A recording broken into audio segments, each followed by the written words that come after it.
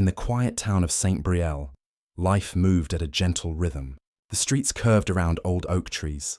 The church bell tolled on the hour, and nearly everyone knew each other by name. Among the familiar faces, one man stood above the rest in both respect and admiration. Gerald Marvin, the Grand Knight of the Knights of St. Valor. To the people of St. Brielle, he was more than a man. He was a symbol of virtue, discipline, and unwavering faith. Gerald had served the parish for over a decade, leading countless charity drives, food donations, and scholarship programs. His white gloves and gold-trimmed robe were as much a part of local memory as the church's stained glass windows. When he walked down the center aisle during Mass, his presence carried quiet authority. His speeches were never grand or dramatic, but they carried weight. People trusted his words because his life appeared to embody the values he preached: honesty, humility, and service to others. Beside him, always poised and gracious, was his wife, Eleanor Maven. Where Gerald was firm and formal, Eleanor was warm and gentle. Her laughter brightened parish gatherings, and her steady hands helped organize every bake sale and fundraising dinner. Together they looked like the perfect couple, a portrait of faith and commitment.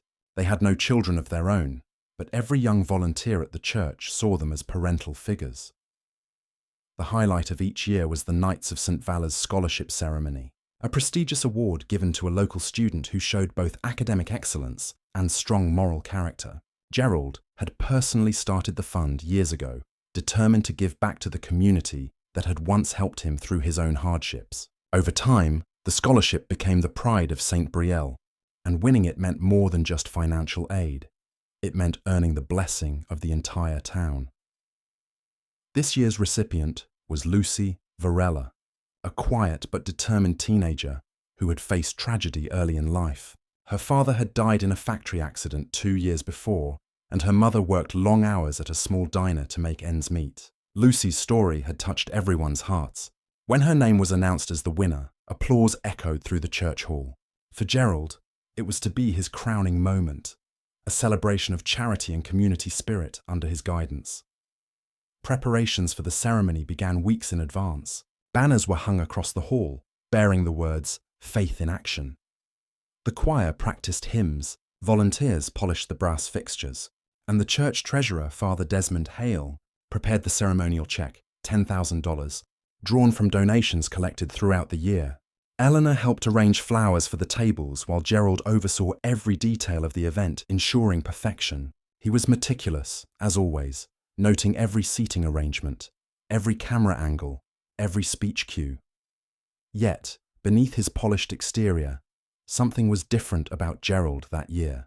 He appeared more tired, distracted, his mind often wandering during meetings. When Eleanor asked if he was feeling unwell, he smiled faintly and said the stress of organizing had caught up with him.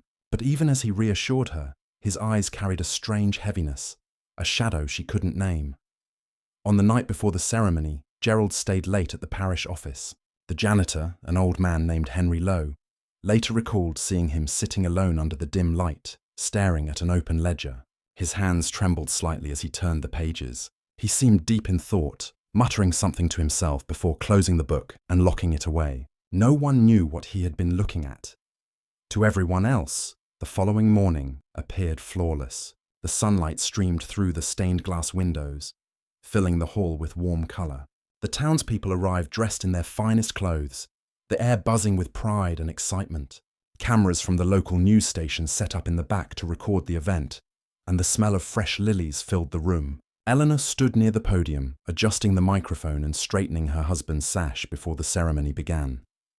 Gerald took the stage with calm authority, offering a short prayer before speaking about the value of faith, education, and moral strength. His voice was steady, his gestures composed. No one could have guessed the turmoil that stirred within him. As he reached for the ceremonial envelope, the $10,000 scholarship check, the crowd erupted in applause. For a moment, the Grand Knight smiled, proud and noble, as he always had been. But in the quiet corner of his conscience, a single thought echoed louder than the applause. This ceremony might not end as everyone expected. Hidden behind that flawless smile, Gerald Maven carried a secret heavy enough to shatter the peace of St. Brielle forever. The morning of the ceremony was clear and bright, the kind of day that seemed almost too perfect to carry any darkness. The church hall of St. Brielle shimmered under sunlight pouring through tall stained glass windows. Rows of chairs were neatly arranged, each one marked with a gold ribbon. The podium gleamed, freshly polished. Along the front of the stage sat a long table draped in white linen, bearing the symbols of the Knights of St. Valor, crossed swords and a shining silver chalice. Everything was ready, just as Gerald Maven had planned. The townspeople began arriving early, dressed in their finest clothes. Elderly parishioners greeted one another with smiles. Proud parents whispered to their children about the importance of the day, and a few local reporters set up cameras near the back of the hall to record the event. The scholarship presentation had grown into one of the most beloved traditions in St. Brielle, and everyone felt lucky to be part of it. It was a day for celebration, for generosity, for the community's best to shine. Eleanor Maven moved through the crowd with the grace of someone used to being at the center of attention. Her pale blue dress shimmered softly under the lights as she stopped to shake hands and thank donors. Her eyes kept drifting toward her husband on stage. Gerald stood near the podium, dressed in his ceremonial robe, his gold-trimmed sash resting perfectly across his shoulder. To anyone watching, he looked every bit the noble figure he was known to be, calm, confident, and in complete control. As the choir began to sing, a hush fell over the hall. The voices rose in harmony, filling the space with reverence. Eleanor clasped her hands together and felt a swell of pride. Her husband's work had made this moment possible. The scholarship had grown under his leadership, turning from a small parish initiative into a regional event that drew attention from neighboring towns. At the end of the hymn, Gerald stepped to the microphone. The applause that followed was long and heartfelt. He began to speak, his voice firm and measured, thanking the donors, the church staff, and the students who had applied. He spoke about faith, hard work, and the importance of education. Every word seemed sincere, every pause perfectly timed. His audience was captivated. When he finally announced Lucy Varella's name, the room erupted in cheers. Lucy, a shy 17-year-old in a modest dress, rose from her seat near the front. Her mother wept quietly beside her. Lucy walked toward the stage, trembling slightly as the cameras followed her every step. It was the biggest moment of her young life, a reward for years of struggle and perseverance. Gerald smiled down at her, his eyes kind, his demeanor fatherly. He reached for the white envelope that held the $10,000 check, lifting it slightly so everyone could see. The crowd clapped, expecting the next moment. The handshake, the passing of the check, the symbolic photograph that would be printed in the next day's newspaper. But then, something odd happened. Gerald didn't extend the envelope toward Lucy. Instead, he turned slightly, as if adjusting his robe, and slipped the envelope into the inner pocket of his jacket. The motion was smooth and deliberate, so much so that most people thought it was part of the ceremony. A few claps faded into puzzled murmurs. Lucy stood frozen, unsure of what to do. Eleanor's smile faltered. From her seat, she could clearly see the envelope's outline beneath her husband's jacket. Her stomach tightened. She waited for him to retrieve it again, perhaps to make a point or add a dramatic pause, but he didn't. Gerald thanked the audience, gestured toward the choir, and walked calmly off stage, leaving Lucy standing in silence. Confusion rippled through the crowd. Some began whispering, others looked toward the parish staff for explanation. Father Desmond Hale, the church treasurer, frowned and quickly flipped through his ceremony notes. He whispered something to one of the assistants, who hurried backstage. The applause had turned uneasy. Cameras still rolled, capturing every second of the strange event. A few minutes later, Lucy was quietly ushered to the side, while the choir sang another hymn to fill the time. Eleanor sat motionless, her heart pounding. She couldn't understand what she had just witnessed. Her husband, the man she had trusted completely, had walked off with the scholarship check in front of everyone. Behind the stage, whispers grew louder. Father Desmond confronted Gerald in the side corridor, asking where the check was. Gerald's response was calm, almost dismissive. He claimed he would handle the funds himself and make a private transfer later, but the treasurer knew the rules. No funds were ever handled that way. Eleanor, standing near the doorway, overheard enough to feel a cold chill spread through her chest. By the time the choir ended their song, the ceremony had lost its rhythm. People left the hall with uncertainty written across their faces. Outside, the reporters exchanged confused glances, unsure whether they had just witnessed a mistake or something far more serious. As Gerald and Eleanor drove home in silence, the weight of what had happened hung between them. He kept his eyes fixed on the road, his hands steady on the wheel. She stared out the window, her thoughts a storm of disbelief and fear. The applause of the morning still echoed faintly in her ears, but now it sounded hollow, like the last breath of a truth beginning to collapse. By dawn the next morning, the town of St. Brielle was no longer filled with admiration, but with unease. The night after the ceremony the town of St. Brielle was no longer filled with admiration, but with unease. The night after the ceremony had ended in confusion. Rumours had already begun to spread through whispers at the slowing it down, the post zooming in on the exact moment when Gerald Maven people replayed the footage on their phone to his jacket, slowing it down. Some insisted zooming in on the exact moment when Gerald Maven slipped the scholarship envelope into his jacket. The story had reached nearly every household in town. Others swore it was Eleanor woke early, by sunrise, unable to shake the story had knot in her nearly every house. The house felt cold and strangely empty. Eleanor woke early, even though Gerald was there, shake the tight sitting quietly in his study with the curtains drawn. The house felt cold and strangely empty. Much since the ceremony. Even though Gerald was there, and when she tried to ask about quietly in his study with the curtains drawn, he only muttered that there had been a mix-up, said much since the ceremony, that he would handle. And when she tried to ask about the check, his calm tone did nothing to ease her worry. He only muttered that it wasn't just his words. It was the way he avoided her eyes. His calm tone did nothing to ease her worry. The way his hands trembled slightly. It wasn't just his words as he sipped his coffee. It was the way he avoided her eyes. Meanwhile, at the parish office, Father Desmond Hale was already at work. Known for his thoroughness. Meanwhile, he had stayed up most of the night. Father Desmond Hale was financial records of the Knights. Known for his thoroughness. He had stayed up most of the night, always been reviewing the financial records with every transaction recorded and double-checked.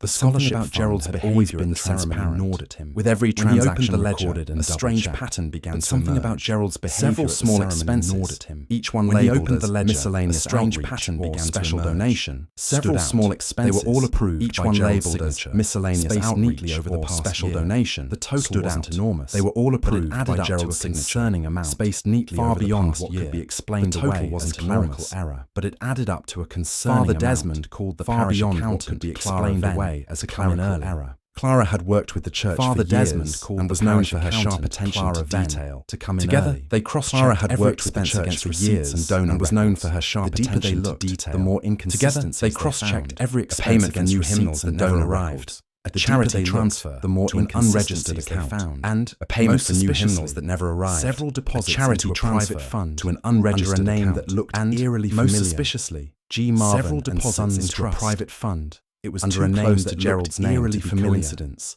G. Marvin and Sons Eleanor Trust, still desperate to believe in her close to Gerald's name to be drove to the parish to speak with Father Desmond herself. Eleanor, when she arrived, desperate to believe Clara was photocopying documents, drove to the parish to speak with Father Desmond herself. When she arrived, when he saw her, Clara was photocopying documents. And Desmond was on the phone with expression before he even spoke. He paused when he didn't accuse Gerald outright, but the evidence was clear enough to paint a dark picture before he even spoke. Her husband. He didn't accuse Gerald outright, but the evidence was clear enough to paint a dark picture. Might have been stealing from the very man who had built his reputation on faith and service. Her hands trembled. Might have been stealing from the very people she needed to trust herself most. At home, she went straight to Gerald's study, trembled. The room she guarded most carefully. She needed to see was in his coat pocket. At home, she went straight to Gerald's study. She took it without asking carefully. Inside, the key was the air was heavy with the scent of for the first time in years. She took files were stacked neatly on the desk. Inside, each label air was heavy with the scent of old paper. And she opened one marked charity stacked neatly on the desk and found copies of checks in Gerald's precise handwriting and donation letters. She opened one marked charity account. She found a smaller note and found copies of checks, cover worn and edges and donation letters. When she opened it, she found a smaller notebook. Inside, cover worn notes, edges smudged, amounts withdrawn. When she opened it, funds, her heart drawn references. Inside were handwritten notes. Next to several entries, amounts withdrawn from church GMS, and the name and Marvin and Sons transfers. The next to several entries unmistakable initials, Gerald GMS. There were also figures Marvin and Sons missing. The handwriting was unmistakable. Ledger. Gerald. Eleanor sank into the chair. There were also figures staring at the pages as tears welled in amounts from Father Desmond's ledger. She had spent her life. Eleanor sank into the chair, staring at the pages as tears welled in her eyes. Here lay undeniable proof. She had spent her life beside a man she believed. When Gerald returned home later that afternoon, yet here lay undeniable proof of deception. The notebook opened before her. When Gerald returned home later that afternoon, she found her sitting in the study. The notebook opened before her. Without a word, he turned and walked out of the room, closing the door softly behind him. Silence between them said enough. By evening, without a word, he turned and walked out of the room. Officers arrived quietly, closing the door softly behind him. The ledgers and statements. By evening, the police had been informed. News cameras arrived quietly words the parish to collect the beloved Grand Knight was under investigation for embezzlement. News cameras once golden image of Gerald Maven was beginning to fracture. The beloved Grand Knight was under investigation for embezzlement. People spoke of the once golden image of Gerald Maven was beginning to mixing with anger. In town, refused to accept people spoke of the scandal in hushed misunderstanding. Their disbelief mixing with anger. Too perfect. Some refused to accept but deep down, insisting everyone knew the truth was closing in. Others said the man who always found them too perfect to be real was now the center of a mystery. Everyone knew the truth was closing in. Everything St. The man who had led them into faith and virtue. The arrest happened on a grey Thursday morning to unravel. Seemed to drain the colour out of St. Brielle itself. The church bell rang at 9 o'clock, but instead of signalling a mass or a gathering, it told over murmurs of disbelief. Gerald Maven, the man who had once carried the cross at every Easter procession, was led out of the parish office in handcuffs. His polished shoes clicked on the stone walkway, his ceremonial sash still draped across his shoulder, a symbol now twisted into irony. The crowd that had assembled outside watched in stunned silence. Cameras clicked. The man they had once trusted beyond question now walked between two officers, his head lowered, his eyes fixed on the ground. Eleanor stood near the front steps, motionless, clutching her rosary so tightly that the beads pressed into her palms. Reporters called out Gerald's name, demanding answers, but he said nothing. His silence made everything worse. The image of him slipping the scholarship envelope into his jacket had already gone viral online, and now this, an arrest in full view of the parish he had served for years. The same people who once sought his blessing now whispered accusations under their breath. Inside the police station, the atmosphere was cold and mechanical. Detectives laid out files, statements, and the ledgers Clara and Father Desmond had turned over. Each page seemed to pull another thread from the fabric of Gerald's carefully crafted life. The money trail was undeniable. Over the course of 18 months, Gerald had redirected several church donations into a private fund labelled G. Marvin and Sons Trust. The scholarship money was only the latest in a long string of quiet diversions. He had signed every authorization himself. There was no plausible mistake left to claim. But as the investigation deepened, a more complicated story began to unfold. It wasn't simple greed that had driven him, at least not at first. Years earlier, his younger brother, Marcus Maven, had started a small construction company that fell on hard times. Marcus had been reckless with loans, and when his company neared collapse, he turned to Gerald for help.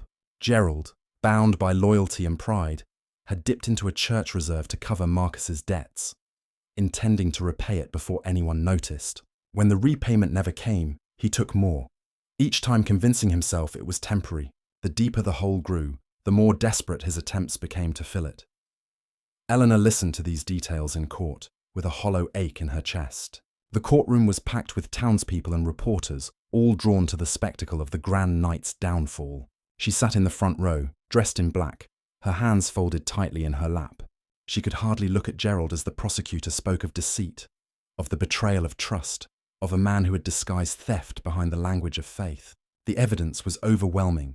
The forged receipts, the matching account numbers, and finally, the video of the scholarship ceremony itself. When the footage played on the courtroom screen, the sound of the envelope rustling against Gerald's jacket filled the silence like thunder.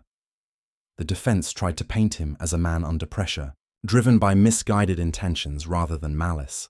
Gerald himself remained calm throughout the trial, answering questions in a steady voice, showing no emotion even as the guilty verdict loomed closer. Some saw it as dignity, others saw it as arrogance. When the judge finally pronounced his sentence, 3 years in prison and a lifetime ban from handling church funds, there was no outburst, no tears, just the faint sound of Eleanor's breathing breaking the stillness. After the sentencing, Father Desmond resigned from his role as treasurer, saying he could no longer bear the sight of the books that had once symbolized trust. Clara then stayed on to help rebuild what had been broken, though the parish donations dropped sharply. People still attended Mass, but the laughter and warmth that once filled the hall were gone. The church walls, once symbols of unity, now seemed to echo with the memory of betrayal. When Gerald was taken away, Eleanor followed the prison van in her car until it disappeared around the bend near St. Brielle Bridge. She parked there for a long time, staring at the empty road. The man she had believed to be the embodiment of virtue was gone. replaced by a stranger whose choices had destroyed everything they had built together. Yet part of her couldn't stop wondering whether his intentions, flawed and desperate as they were, had started from love. In the following weeks, the town moved on slowly, but whispers lingered like smoke after a fire. The once revered name of Gerald Maven had become a warning, a parable of pride and downfall. His chair at the Knights' Council table remained empty, a silent reminder that even the most righteous appearances could hide ruin beneath their polish. And for Eleanor, every toll of the church bell was a cruel echo of that morning, when faith, trust, and honor had all shattered in a single sound of handcuffs closing around her husband's wrists. Months passed before St. Brielle began to find its rhythm again. The church that had once been filled with joy and pride now felt quieter, more cautious, as if the walls themselves were wary of betrayal. The memory of Gerald Maven's downfall lingered like a shadow that stretched over every Sunday service. People avoided speaking his name aloud, though his story hovered in every whispered conversation, every cautious glance between parishioners. The town had been wounded, and healing would take time. Eleanor Maven moved through her days with a calm that was more endurance than peace. After the sentencing, she withdrew from public life, leaving the committees and volunteer groups she had once led. Her home, once a warm gathering place for charity meetings, became a silent space filled only with the ticking of a clock and the faint hum of passing cars. Yet, despite her grief and shame, she found herself drawn back to the church every morning. She attended Mass quietly, sitting in the back pew where no one would notice her tears. One morning, Father Desmond approached her after service. His voice was gentle but firm as he explained that the church could no longer fund Lucy Varella's scholarship. The embezzled money had been officially classified as unrecoverable. The diocese was already covering the debts left behind by the missing funds, and there would be no way to replace what Gerald had taken. Lucy's dream of attending university seemed to fade before it could begin. Eleanor listened silently, her eyes fixed on the flickering candles near the altar. When the priest finished speaking, she simply nodded. She understood. That night, Eleanor opened her jewelry box, the one she had not touched since her wedding day. Inside were decades of memories. A gold rosary gifted on her anniversary, a string of pearls from her late mother, and a diamond brooch she had worn only once. Each piece held sentimental value, but sentiment could not erase what had been done. She gathered them all, along with the few savings she had left, and brought them to a local jeweler. The appraisal barely reached $10,000, but it was enough. 2 weeks later, an envelope arrived at the Varela home. Inside was a handwritten note that read simply, "For Lucy's future, may this help rebuild what faith has lost." It was signed, Eleanor Maven. Alongside the note was a cashier's check for $10,000. When word spread, many in town were stunned. Some saw it as an act of redemption. Others whispered that it was guilt trying to buy forgiveness. But Lucy's mother wept when she read the note, and the scholarship that had once been tainted by scandal became a symbol of quiet restoration. The act inspired Father Desmond to begin a new initiative, which he called the Redemption Fund, a program designed to help victims of financial and spiritual betrayal within the parish community. The fund encouraged transparency, accountability, and second chances. It was small at first, but it grew as people began to donate again, their trust slowly returning. Even Clara Venn, who had once sworn never to handle another parish account, volunteered to manage the fund, determined to ensure that no one would ever again have unchecked control over church finances.